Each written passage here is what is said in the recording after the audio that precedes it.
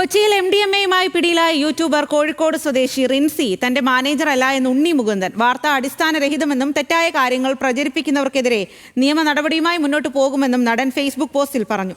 റിൻസിയും സുഹൃത്ത് യാസർ അറഫത്തും ഇന്നലെയാണ് 22.5 ഗ്രാം MDMA-യുമായി പോലീസിന്റെ പിടിയിലായത്. വിവരങ്ങളുമായി സൈഫുന്നീസയാണ് ചേരുന്നത്. സൈഫുന്നീസ, ഇക്കാര്യത്തിൽ എന്താണ് ഇപ്പോൾ ഉണ്ണി മുകുന്ദൻ പറയുന്നത്?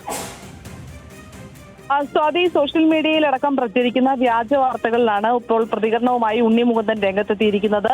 തന്നെ പ്രതിനിധീകരിക്കുന്ന ഒരു പേഴ്സണൽ മാനേജർ ഇല്ല എന്ന് നടൻ ഫേസ്ബുക്ക് പോസ്റ്റിലൂടെ വ്യക്തമാക്കിയിരിക്കുകയാണ്.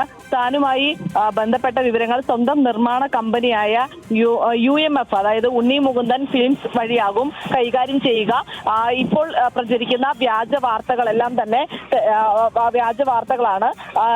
ഇനിയും ഇത്തരത്തിൽ വ്യാജ വാർത്തകൾ പ്രചരിപ്പിക്കുന്നവർക്കെതിരെ നിയമ നടപടി സ്വീകരിക്കും എന്നുമാണ് ഉണ്ണി മുകുന്ദൻ പറഞ്ഞത്. ഇന്നലെ കൊച്ചിയിൽ MDMA-യുമായി പിടിയിലായ യൂട്യൂബർ ഉണ്ണി മുകുന്ദനുമായി ബന്ധപ്പെടുത്തി സോഷ്യൽ മീഡിയയിൽ വ്യാജ വാർത്ത പ്രചരിച്ചതോടെയാണ് നടൻ വിശദീകരണവുമായി രംഗത്തെത്തിയത്.